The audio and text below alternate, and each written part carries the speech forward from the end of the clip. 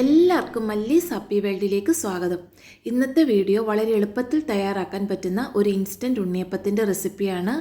അരിപ്പൊടി വെച്ചിട്ട് മിക്സിയിലൊന്ന് കറക്കി വളരെ പെട്ടെന്ന് നമുക്കിത് ഉണ്ടാക്കിയെടുക്കാൻ പറ്റും. നല്ല സോഫ്റ്റും ടേസ്റ്റുമാണിത് കഴിക്കാനായിട്ടും. കുറച്ച് ദിവസം കേടുകൂടാതെ ഇത് സൂക്ഷിച്ചു വെക്കാനും നമുക്ക് പറ്റുന്നതാണ്. ഇനി ഇതെങ്ങനെയാണ് ഉണ്ടാക്കുന്നതെന്ന് നോക്കാം. അതിനു മുമ്പായി ചാനൽ ആദ്യമായി കാണുന്ന ആരെങ്കിലും ഉണ്ടെങ്കിൽ ഒന്ന് സബ്സ്ക്രൈബ് കൂടി ചെയ്ത് സപ്പോർട്ട് ചെയ്യണേ. ഇതുണ്ടാക്കാനായി 4 അച്ച് ശർക്കര ഞാൻ എടുത്തിട്ടുണ്ട്. 500 ഗ്രാം ശർക്കരയാണ് എടുത്തിരിക്കുന്നത്. അതിലോട്ട് 1.5 കപ്പ് വെള്ളം ഒഴിച്ചു കൊടുക്കാം. ഇനി ശർക്കര നല്ലപോലെ ഒന്ന് അലിഞ്ഞ് ഒന്ന് തിളച്ച് ഒന്ന് പാനിയായി വരട്ടെ. ഒരു നൂൽ പരുവൊന്നും ആകണ്ട, ഇതുപോലെ നല്ലപോലെ ഒന്ന് അലിഞ്ഞ് തിളച്ച് വന്നാൽ മതിയാകും. ഇനി തീ ഓഫ് ചെയ്ത് ഇത് ചെറുതായി ഒന്ന് തണുക്കാനായിട്ട് മാറ്റി വെക്കാം. ആ സമയത്ത് ഒരു പാനിലോട്ട് 2 ടേബിൾ സ്പൂൺ നെയ്യ് ഒഴിച്ചു കൊടുക്കാം. അതിലോട്ട് കുറച്ച് തേങ്ങാക്കൊത്ത് ചെറുതായി അരിഞ്ഞ് ചേർത്ത് കൊടുക്കാം. ഇനി തേങ്ങാക്കൊത്ത് നല്ലൊരു ബ്രൗൺ കളർ ആകുന്നവരെ ഒന്ന് വഴറ്റിയെടുക്കാം. ഇപ്പോൾ ദാ തേങ്ങാക്കൊത്ത് നല്ലപോലെ ഒന്ന് ബ്രൗൺ കളറായി വന്നിട്ടുണ്ട്. ഇനി ഇതിലോട്ട് 1 ടേബിൾ സ്പൂൺ കറുത്ത എള്ളു കൂടി ചേർത്ത് ഒന്ന് റോസ്റ്റ് ചെയ്തെടുക്കാം. എള്ള് ചേർത്ത് കഴിഞ്ഞതിന് ശേഷം തീ ഓഫ് ചെയ്ത് നമുക്ക് മാറ്റി വെക്കാം. ഇനി ഇതിലോട്ടുള്ള പൊടികളെല്ലാം ഒന്ന് മിക്സ് ചെയ്യണം. അതിനായിട്ട് 1 കപ്പ് വറുത്ത അരിപ്പൊടിയാണ് എടുത്തിരിക്കുന്നത്. ഇടിയപ്പത്തിനും പത്തിരിക്കുമൊക്കെ എടുക്കുന്ന വറുത്ത അരിപ്പൊടി.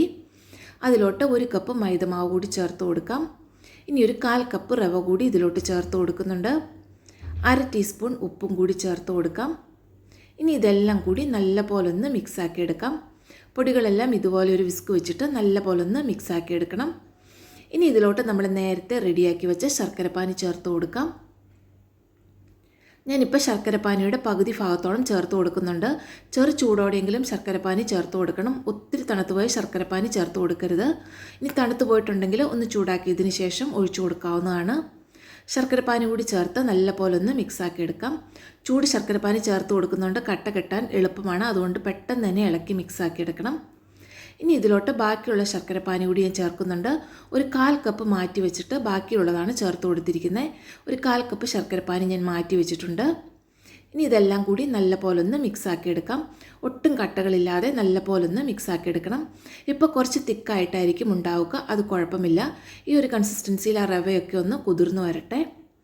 ഇനി ഈ സമയത്ത് ഇതിലോട്ട് ഞാൻ 3 ചെറുപഴമാണ് എടുത്തിരിക്കുന്നത്. അത് ഇതുപോലെ ഒന്ന് കട്ട് ചെയ്തതിന് ശേഷം ഒരു മിക്സിയുടെ ജാറിലോട്ട് ഇട്ട് കൊടുക്കാം. ഇനി ഒരു 5-6 ഏലക്കായുടെ കുരു മാത്രം ചേർത്ത് കൊടുക്കുന്നുണ്ട്. ഒരു 2 ടേബിൾ സ്പൂൺ പഞ്ചസാര കൂടി ചേർത്ത് കൊടുക്കുന്നുണ്ട്. പഞ്ചസാര കൂടി ചേർത്ത് കൊടുക്കുന്നത് വളരെ നല്ല ടേസ്റ്റ് തരും ഉണ്ണിയപ്പത്തിന്. ഇനി ഇതിലോട്ട് നേരത്തെ മാറ്റി വെച്ച 1/4 കപ്പ് ശർക്കരപ്പാനി ചേർത്ത് കൊടുക്കുന്നുണ്ട്. ഇനി ഇതെല്ലാം കൂടി നല്ല പോലെ ഒരു പേസ്റ്റ് പരുവത്തിൽ അരച്ചുകൊണ്ട് വരാം. ഇപ്പോൾ ഇതാ ഞാൻ അതെല്ലാം അരച്ചുകൊണ്ട് വന്നിട്ടുണ്ട്. ഇനി നമ്മൾ നേരത്തെ മിക്സ് ചെയ്ത് വെച്ച പൊടിയുടെ കൂട്ട് ഇതിലോട്ട് ചേർത്ത് കൊടുക്കാം. ഞാൻ മിക്സിയുടെ ജാറിലോട്ടാണ് ഈ പൊടിയുടെ കൂട്ട് ചേർത്ത് കൊടുക്കുന്നത്. ഇനി ഇതിങ്ങനെ തന്നെ നമുക്കൊന്ന് അരച്ചെടുക്കാം. ഇനി നിങ്ങൾക്ക് അരയ്ക്കാൻ ഒത്തിരി ബുദ്ധിമുട്ടാണെന്ന് തോന്നിയാൽ 2-3 ടേബിൾ സ്പൂൺ ചെറു ചൂടുവെള്ളം കൂടി ചേർത്തൊന്ന് അരച്ചെടുക്കാം. ഞാനിപ്പം വെള്ളമൊന്നും ചേർക്കാതെ ഇതുപോലെ നല്ലപോലെ ഒന്ന് അരച്ചെടുത്തിട്ടുണ്ട്. ഇപ്പോൾ ഇതാ നമ്മുടെ നല്ല സ്മൂത്തായിട്ടുള്ള ബാറ്റർ ഇവിടെ റെഡി ആയിട്ടുണ്ട്. നല്ല സോഫ്റ്റും നല്ല സ്മൂത്തും ആയിട്ടുള്ളൊരു ബാറ്ററാണിത്. ഇതിപ്പോൾ കുറച്ച് തിക്കായിട്ടുള്ള കൺസിസ്റ്റൻസിയിലാണ്. നമുക്കിനി അതൊന്ന് ലൂസാക്കി എടുക്കണം. ഇനി ഇതിലോട്ട് ഞാനൊരു 1/4 ടീസ്പൂൺ ബേക്കിംഗ് സോഡ ചേർത്ത് കൊടുക്കുന്നുണ്ട്. അത് ഓപ്ഷണലാണ്, നിങ്ങൾക്ക് ഇഷ്ടമുണ്ടെങ്കിൽ മാത്രം ചേർത്താൽ മതി. പിന്നെ നമ്മൾ വറുത്ത് വെച്ചിരിക്കുന്ന തേങ്ങാക്കൊത്തും എള്ളും കൂടി ചേർത്ത് കൊടുക്കാം. എല്ലാം കൂടി നല്ലപോലെ ഒന്ന് മിക്സാക്കി എടുക്കണം. ബേക്കിംഗ് സോഡ എല്ലാ ഭാഗത്തോട്ടും ഒന്ന് ആകുന്നതിന് വേണ്ടി നല്ലപോലെ ഒന്ന് മിക്സാക്കി എടുക്കുക. ഇപ്പോൾ ഇതാ നല്ലപോലെ ഒന്ന് മിക്സാക്കിയിട്ടുണ്ട്. ഇതിപ്പോൾ കുറച്ച് തിക്കാണെന്ന് തോന്നിയുകൊണ്ട് ഞാനൊരു 1/4 കപ്പ് ചെറു ചൂടുവെള്ളം കൂടി ചേർത്ത് വീണ്ടും ഒന്നും കൂടി നല്ലപോലെ മിക്സാക്കി എടുക്കുന്നുണ്ട്. നമുക്കിതൊന്ന് കോരി ഒഴിക്കാനുള്ള പരുവത്തിൽ വേണം ആക്കിയെടുക്കാനായിട്ട്. ഒരിത്തിരി ലൂസായിട്ട്, എന്നാൽ ഒത്തിരി ലൂസുമായി പോകരുത്. ആ ഒരു കൺസിസ്റ്റൻസിയിൽ വേണം റെഡിയാക്കി എടുക്കാൻ. ഈ ഒരു കൺസിസ്റ്റൻസിയിലായിരിക്കണം നമ്മുടെ മാവ് ഉണ്ടായിരിക്കുക. നമുക്കിതുപോലെ തവി കൊണ്ട് കോരി ഒഴിച്ചെടുക്കാൻ പറ്റുന്ന ഒരു പരുവത്തിലായിരിക്കണം. ഞാനിപ്പോൾ ഈ മാവ് ഒരു ഗ്ലാസ്സിലോട്ട് മാറ്റുന്നുണ്ട്. ഉണ്ണിയപ്പച്ചട്ടിയിലോട്ട് ഒഴിക്കാനുള്ള എളുപ്പത്തിന് വേണ്ടിയാണ് ഇതുപോലെ ഗ്ലാസ്സിലോട്ട് മാറ്റുന്നത്. ഇങ്ങനെ തവി കൊണ്ട് കോരി ഒഴിക്കാൻ അറിയാവുന്നവർക്ക് അങ്ങനെ ചെയ്താലും മതിയാകും. ഇനി ഉണ്ണിയപ്പച്ചട്ടിയുടെ ഒരു 1/4 ഭാഗത്തോളം എണ്ണ ഒഴിച്ചു കൊടുക്കാം. ഞാൻ വെളിച്ചെണ്ണയാണ് ഒഴിച്ചു കൊടുത്തിരിക്കുന്നത്. എണ്ണ ഒരു മീഡിയം ഫ്ലെയിമിൽ വെച്ച് നല്ലപോലെ ചൂടായി വരുമ്പോൾ ഇതുപോലെ ഒഴിച്ചു കൊടുക്കാവുന്നതാണ്. ഒരു 1/4 ഭാഗത്തോളം മാവ് ഒഴിച്ചു കൊടുത്താൽ മതിയാകും. നമ്മൾ ബേക്കിംഗ് സോഡ ചേർത്തിരിക്കുന്നതുകൊണ്ട് ഇത് നല്ലപോലെ പൊന്തി വരും. ഇപ്പോൾ ഇതാ എല്ലാം നല്ലപോലെ പൊങ്ങി തനിയെ മറിഞ്ഞു വരാൻ തുടങ്ങിയിട്ടുണ്ട്. അതുകൊണ്ട് ഞാനെല്ലാം ഒന്ന് മറിച്ചിട്ട് കൊടുത്തിട്ടുണ്ട്. ഇനി ഒരു മീഡിയം ഫ്ലെയിമിൽ വെച്ചിട്ട്, ഒരു ലോ ടു മീഡിയം ഫ്ലെയിമിൽ വെച്ച് തിരിച്ചു മറിച്ചിട്ട് നല്ലൊരു ബ്രൗൺ കളർ ആകുന്നവരെ നമുക്ക് ഉണ്ണിയപ്പം ഒന്ന് വറുത്തെടുക്കാം.